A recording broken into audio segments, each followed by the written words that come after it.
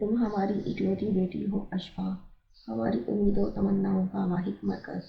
یہ خواب، یہ خواہش میری ہی نہیں، تمہارے باپ کی بھی ہے۔ اس خواب کا تعلق تمہارے تایا اور دادی سے بھی ہے۔ کیا تم ہماری محبت اور چاہتوں کا صلہ یہ دو گی؟ کیا تم بھری برادری کے سامنے اپنے باپ کا سر کو جھکا دو گی؟ کیا تم ان سب کے سامنے ان خدشات پر مہر لگاؤ گی؟ کیا تم اپنے عمل سے یہ ثابت کر کے دکھاؤ گی کہ یورپ میں پلنے والی ساری اولادیں اسی طرح نافرمان، ضدی اور بدلحاظ ہوتی ہیں؟ کیا تم میری تربیت کا مذاق بناؤ گی؟ اگر ایسا کچھ ہوا تو اللہ کی قسم تم اپنی ماں کا چہرہ عمر بھر نہ دیکھ سکو گی۔ اتنی ذلت کے بعد میں جی کر کروں گی بھی کیا؟ لوگ تھوکیں گے مجھ پر کہ یہ تربیت کی ہے میں نے اپنی اکلوتی اولاد کی، مجھ سے ایک بچی کی پرورش بھی نہ ہو سکی۔ عطیہ کی آنکھیں مسلسل بہہ رہی تھیں، ان کی آواز رک چکی تھی، شاید مزید بولنے کی ان میں سبق نہیں رہی تھی۔ اسی پل دروازہ کھلا اور پاپا دھیمے قدموں سے چلتے ہوئے اندر آئے۔ ان کے پیچھے تایا، ابو اور دادو بھی بزرگ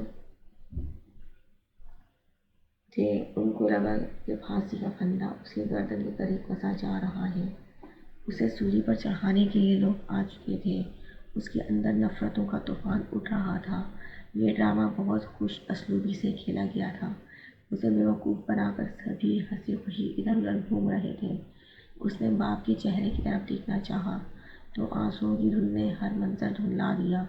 اس کا جی چاہ رہا تھا وہ اب بھی اٹھے اور چیخ چیخ کر سب کو بتائے کہ ان لوگوں نے اس کے ساتھ دھوکہ کیا ہے، یہ شادی سراسر فراڈ ہے۔ وہ سوچ بھی نہیں سکتی تھی کہ اس کے سگے ماں باپ اس کے ساتھ ایسا کریں گے۔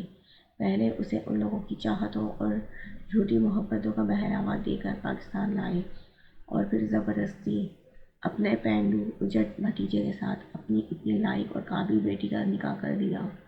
ماما کی طرح پاپا نے بھی جذباتی بلیک میلنگ کا سہارا لے کر اس کی زبان پر زبردستی تالا لگانا چاہا۔ یہ سب کچھ اتنا اچانک ہوا تھا کہ اشفا کی تمام سوچنے سمجھنے کی صلاحیتیں مفلوج ہو کر رہ گئی تھیں، حتیٰ کہ اسے تو اپنے ساتھ ہونے والے ظلم کے خلاف آنسو بہانا بھی یاد نہیں رہا تھا۔ وہ ٹکر ٹکر ان کی صورتیں دیکھتی رہی۔ احتجاج اور بغاوت کے متعلق ذہن نشین تمام باتیں اس کا منہ چڑھاتی رہیں۔ اگر میں امریکہ میں ہوتی تب بھی یہ لوگ میرے ساتھ ایسا کرتے؟ اس نے حیرت و بے یقینی سے خود سے سوال کیا۔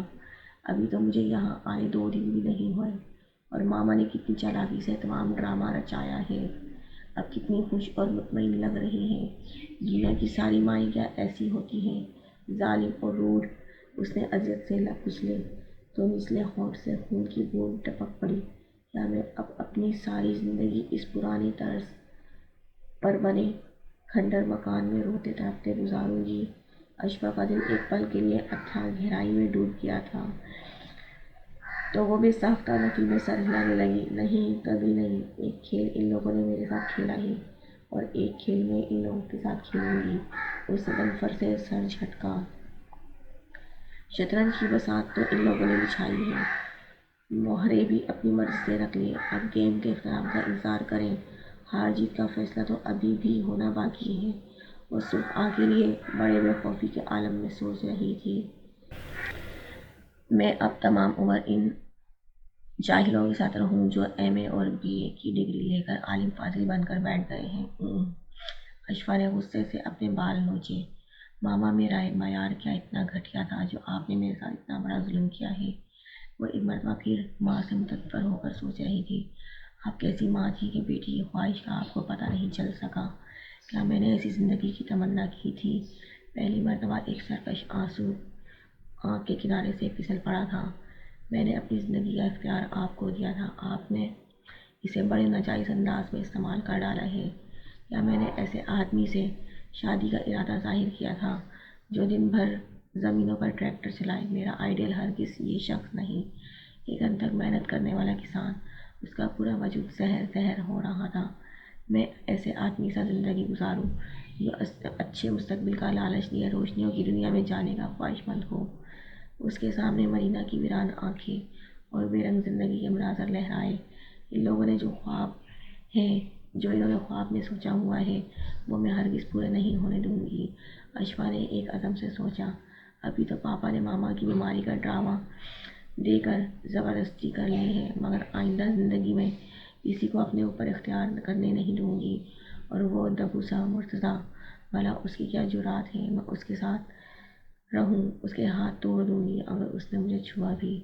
اسے پاکستان آئے ابھی 42 گھنٹے نہیں ہوئے تھے، اور تمام عرصے میں اس نے صرف ایک مرتبہ گاؤں کی کچی پکی سڑک پر پسینے سے شرابور میر مرزا کو دیکھا تھا، اور اس وقت وہ اسی میر مرزا کے متعلق اندازے لگائے بڑے بڑے پلان سوچ رہی تھی، اس بات سے بے خبر کہ وہ کوئی لکی جیسا کمزور اور ڈرپوک بندہ نہیں، اور نہ ہی یاسر جیسا بزدل ہے جو اشفا کی گالیوں کے جواب میں بھی من من کرتا رہے گا۔ وہ لکی نہیں تھا جو سہاروں کی تلاش میں نیو یارک کی سڑکوں پر مارا مارا پھرتا تھا۔ وہ یاسر بھی نہیں تھا جو گرین کارڈ کی لالچ میں ایک لڑکی نہیں بلکہ کئی لڑکیوں کے جذبات و احساسات سے کھیلتا رہا تھا۔ وہ تو محمد میر مرتضیٰ حیدر تھا، جس کے قدموں کے دھمک سے زمین لرز اٹھتی تھی۔ وہ اپنے بابا میر حیات حیدر کا ولی عہد اور قریب قریب کے تمام گوٹھوں کے بسنے والوں کے دلوں پر راج کرنے والا میر مرتضیٰ تھا۔ اس گاؤں میں نہ کوئی چودھری تھا نہ رعایا، سب انسان برابر تھے، سب کسان محنتی تھے، سب زمیندار جرات مند تھے۔ میر مرتضیٰ اور اس کے مزار دین محمد میں کوئی فرق نہیں تھا۔ یہ فرق میر نے اس بھادو کی سہانی شام کو مٹا ڈالا تھا جب اس کے بابا نے اس کے سر پر اپنی دستار رکھ دی تھی۔ اسے اس دستار کا بھرم رکھنا تھا۔ اس نے پشتہ پشت سے قائم دائم بہت ہی پرانی فرسودہ روایات کو توڑ ڈالا۔ اس نے گاؤں میں اسکول کی بنیاد رکھی۔ اس نے نہری پانی کو انصاف کے ساتھ زمینداروں اور مزاروں کے مختصر رقبوں میں دونوں کے حساب سے تقسیم کر کے بے انصافی کو مٹایا۔ اس نے چھوٹے زمینداروں کو اپنے بلبوتے پر ٹیوب ویل لگوا کر دیے۔ یہ وہ میر مرزا تھا۔ جب زمینوں کے دورے پر کبھی دوسرے گوٹ جاتا تو لوگ اس کا استقبال اتنا شاندار کرتے گویا وہ کسی ریاست کا شہنشاہ ہے، اور مائی میرا تو کہتی تھی کہ میر واقعی میری ریاست کا شہنشاہ ہے۔ میر جب بھی گوٹ جاتا مائی میرا کی جھکی میں چند لمحوں کے لیے ضرور ٹھہرتا، اور پھر مائی میرا اپنے پسندیدہ گیت سناتی۔ اگرچہ وہ بوڑھی ہو چکی تھی مگر اس کی آواز میں جوانی جیسی تازگی اور رس تھا۔ اتنی رسیلی آواز شاید ہی کسی ہو۔ اے راجا حسندہ سدا راج مانے قدی پھیرا پاول غریبا دے ڈیرے۔ مائی خاص اس کے لیے میٹھے پانی کی تازہ مچھلی منگواتی، اسے اپنے ہاتھوں سے صاف کرتی اور گھی میں تلنے کے بعد نمک لگا کر اس کے سامنے پیش کرتی، اور اس وقت مکرم جان کی آنکھیں حیرت سے اگل پڑتیں جب مرزا بہت شوق سے مچھلی کو ابلے چاولوں کے ساتھ تناول کرتا۔ یا مکرم جان جانتا نہیں تھا کہ میر مرزا کو مچھلی کی بو کتنی ناپسند ہے۔ مائی میرا ایک مرتبہ پھر پنجابی کا اپنا پسندیدہ گیت سناتی، ہے راجا حسن سدا راج مانے قدی پھیرا پاول غریبا دے ڈیرے۔ وہ سوچوں میں ابھی تک گم سم سی بیٹھی تھی جب سائرہ سمن اور نمرہ بھاری پیکٹ اٹھا کے ہنستی مسکراتی کمرے میں داخل ہوئیں۔ وڈیری مائی تائی امی نے آرڈر دیا ہے کہ ان کی اکلوتی حسین و جمیل بہو یہ شاندار نفیس لباس و فاقرہ زیب تن فرمائے، اور اس کے بعد ملک کی نامور بیوٹیشن سمن آپ کی نوک پلک سنوارے گی، کیونکہ نیچے رسم کے لیے مہمانوں کی آمد شروع ہو چکی ہے۔ ثانیہ نے میک اپ کا سامان بیڈ پر پھیلایا اور نمرہ اس کے کپڑے نکالنے لگی۔ اشفا غائب دماغی سے اس تمام کارروائی کو دیکھ رہی تھی۔ پہلے تم چینج کر آؤ، سمن نے اشفا سے کہا تو وہ سنبھلتے ہوئے چیخ کر بولی، میں یہ کپڑے نہیں پہنوں گی۔ ارے اشفا ڈیئر، ہمارے یہاں دلہنیں ایسے ہی کپڑے اپنی شادی کے موقع پر زیب تن کرتی ہیں۔ سائرہ نہ جانے کیا سمجھی تھی، فوراً ہی سمجھانے والے انداز میں بولی تو اس کے چہرے پر ناگواری پھیلتی چلی گئی۔ مجھے تیار نہیں ہونا اور نہ ہی میں ایسے کپڑے پہنوں گی۔ تمہیں یقیناً یہ بھاری لہنگا دیکھ کر الجھن ہو رہی ہے، مگر فکر نہیں کرو، رسم کے بعد اتار دینا، لیکن فی الحال تو تمہیں یہ کپڑے پہننا ہوں گے، کیونکہ دلہن لہنگا نہ پہنے تو وہ دلہن نہیں لگتی۔ نمرہ نرمی سے مسکرائی تو اشفا ان کے فضول بک بک سن کر جھنجھلا گئی۔ اسی پل عطیہ کمرے میں داخل ہوئی تھی۔ انہیں صورتحال سمجھنے کے لیے بس کچھ پل ہی لگے تھے۔ انہوں نے بچوں کو نرمی سے مختلف کاموں کے لیے چند منٹوں کے لیے باہر بھیجا اور پھر اشفاء کی طرف متوجہ ہو گئی۔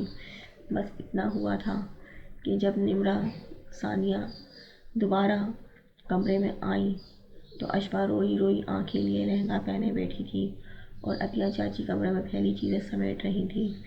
انہوں نے نمرہ کو اشارہ کیا۔ سمن نے آگے بڑھ کر اشفاء کا میک اپ شروع کر دیا تھا۔ جب تک وہ تیار کرتی رہی تھی عطیہ ان کے قریب بیٹھی ہلکی پھلکی باتیں کرتی رہی۔ میک اپ کے بعد اشفاء کے سر پر دوپٹہ سیٹ کیا گیا اور اس کے بعد عاشر کیمرہ اٹھا کے اندر چلا آیا۔ ایک اور ناقابل برداشت کام۔ عامر کسی ماہر فوٹوگرافر کی طرح ہدایات دے رہا تھا اور عاشر تصویریں اتار رہا تھا۔ بھابھی یوں کریں، ایسے کھڑی ہوں، ویسے کھڑی ہوں۔ اشفاء کا لال بھبو کا چہرہ دیکھ کر عطیہ نے عاشر کو منع کیا کہ اس وقت کے لیے اتنا ہی کافی ہے۔ پھر جب نمرہ ثانیہ اسے تھام کر نیچے لائی تو اتنے لوگوں کے بیچ میں مرکز نگاہ بن کر بیٹھنا اور بھی دشوار ہو گیا۔ تائی امی اسے آتا دیکھ کر اپنی جگہ سے اٹھی۔ پھپھو نے بھی ان کی پیروی کی تھی۔ تائی امی نے اس کے سر سے ڈھیروں پیسے لگا کر خیرات کیے، محبت سے پیشانی چوم کر ڈھیروں دعائیں دیں۔ میری دھی رانی تو رج کے سونی ہے، وہ بڑے فخر کے عالم میں سب کو بتا رہی تھی۔ لوگوں کی حسد اور رشک سے بھری نگاہیں اشفاء کا طواف کر رہی تھیں۔ اسے اس بات کا علم نہیں تھا کہ کسی اور کی رت جگہ کی سرخی لیے لہو رنگ نگاہیں بھی اس کے گرد چکرا رہی ہیں۔ اشفاء اس بات سے بے خبر تھی کہ کسی اور کا دل اسی پر لہو لہو ہو رہا ہے، کسی اور کے دل کی سرزمین اجڑ رہی ہے، دل کے شہر میں تلاطم برپا ہے، دل خون کے آنسو روہہ رہا ہے، خواب کا محل گر رہا ہے اور امنگیں دم توڑ چکی ہیں۔ اشفاء اپنے ہی غم کو سینے سے لگائے ادموئی ہوئی جا رہی تھی۔ اسے کسی اور کی خبر بھی کیا ہوتی، اس پر تو ظلم کے پہاڑ ٹوٹ پڑے تھے۔ وہ احتجاج کرتی بھی تو کیا، یہ ظلم کرنے والا کوئی اور نہیں تھا بلکہ اس کے اپنے والدین تھے۔ اپنے خود ساختہ غم میں نڈھال اسے پتہ نہ چلا کہ کب مہوش اس کے برابر آ کر بیٹھ گئی ہے۔ وہ چونکی تو تب جب مہوش کی دھیمی گھراتی آواز اس کے کانوں سے ٹکرائی۔ کسی اور کی جاگیر پر زبردستی قبضہ کر لیا ہے تم نے، مرتضیٰ کو پکے کاغذوں میں اپنے نام کر لیا ہے۔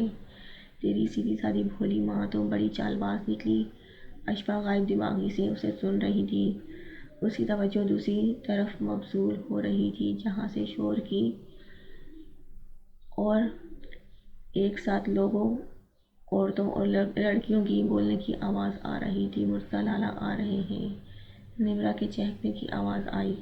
مرتضیٰ کا دل تو میر جاگیر تھا اور جاگیر کسی اور کے حوالے نہیں کروں گی میں۔ وہ چنگاڑتے ہوئے اٹھی اور پھر تیزی سے اندرونی حصے کی طرف بڑھ گئی۔ نہ جانے اور کیا کیا رسمیں ہوئی تھیں۔ اشفاء تو سن سی بیٹھی رہی تھی جیسے پتھر کا مجسمہ ہو۔ اسٹیج پر پاپا اور تایا ابو کے ساتھ مرتضیٰ بھی آیا تھا۔ پھر کچھ دیر بعد اسے وہاں سے اٹھایا گیا۔ پاپا اور تایا ابو نے اسے ڈھیروں پیار کیا۔ تائی امی اور دادی نم آنکھوں سے اسے دعائیں دیتی رہیں۔ بس سمینہ چاچی اور مہوش کہیں دکھائی نہیں دی تھیں۔ مرسلین چاچو نے اس کے سر پر ہاتھ پھیر کر ڈھیروں روپے تھمائے۔ نمرہ ثانیہ جس طرح تھام کر اسے باہر لے کر آئی تھی، اسی طرح تائی امی کے کہنے پر وہ دوبارہ تھامے ایک آراستہ پیراستہ کمرے میں چھوڑ گئیں۔ اشفاء نے زندگی میں آج سے پہلے کوئی شادی اٹینڈ نہیں کی تھی۔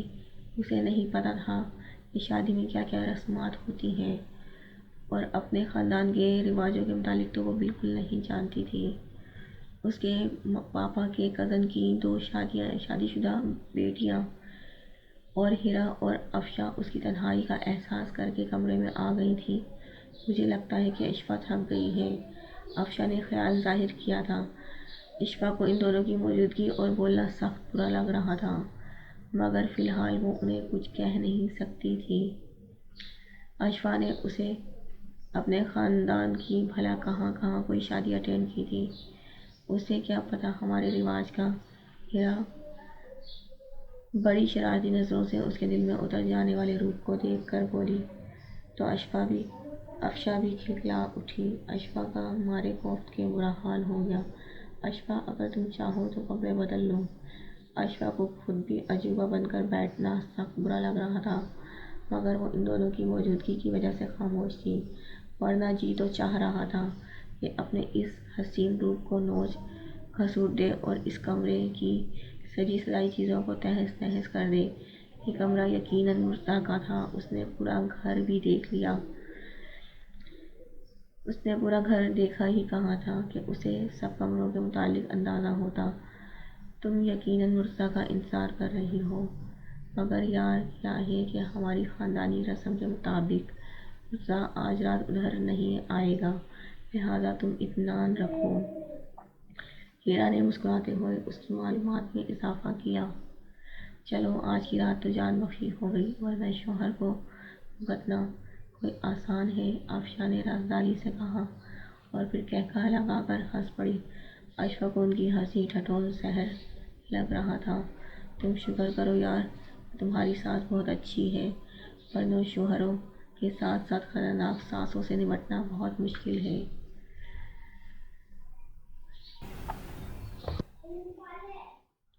تو اور کیا، رات بھر میاں کو بھگتو، ان کا جی بہلاؤ اور دن بھر سسرالیوں کے نخرے برداشت کرو۔ افشا نے ایک اور کھنکتا قہقہہ لگایا۔ ویسے تم خوش نصیب ہو اشفا کہ تمہیں مرزا جیسے شخص کا ساتھ ملا ہے، اس جیسا تو کوئی ہے ہی نہیں۔ اگر مجھے ابھی بھی مرزا کی طرف سے شادی کی آفر ہوتی تو میں ایک منٹ کی بھی دیر نہیں لگاتی۔ ہیرا انتہائی دل سوزی سے بولی تھی۔ انداز میں بھرپور شرارت تھی۔ وہ دونوں بہنیں بہت زندہ دل تھیں، مگر اشفا کو ان کی زندہ دلی اور خوش مزاجی بہت چبھ رہی تھی۔ یہ خاتون مرزا سے پورے 9 سال بڑی ہے۔ افشا نے رازداری سے اشفا کے قریب جھک کر کہا تو ہیرا بلبلا اٹھی۔ تم نے 1 سال زیادہ کر دیا ہے، میں صرف 8 سال بڑی ہوں مرتضیٰ سے۔ صرف 8 سال، افشا آنکھیں پھیلائی۔ 8 سال کا فرق اتنا زیادہ نہیں ہوتا، ہیرا ڈھٹائی سے بولی۔ اسی پل اس کا 3 سالہ بیٹا بھاگتا ہوا آیا تو اپنے بیٹے کو چومنے لگی تھی۔ ویسے یار مجھے تو مرتضیٰ بیچارے پر ترس آ رہا ہے، آخر اس کا حق ہے کہ وہ اپنی خوبصورت بیوی کا جی بھر کر دیدار کرے۔ افشا نے تعصب سے سر ہلایا تو ہیرا نے بھی بھرپور تائید کی۔ میرا خیال ہے کہ اس وقت ایک ملاقات کا ہونا بہت ضروری ہے، ہیرا پرسوچ انداز میں بولی۔ تم اپنا خیال اپنے پاس رکھو، اگر ملاقات طویل ہو گئی تو ہماری تمہاری پیشی لگ سکتی ہے۔ افشا نے مسکراتے ہوئے ہیرا کے خیال کو رد کیا تو وہ بھی تائید میں سر ہلانے لگی۔ اس نکتے پر تو میں نے غور نہیں کیا۔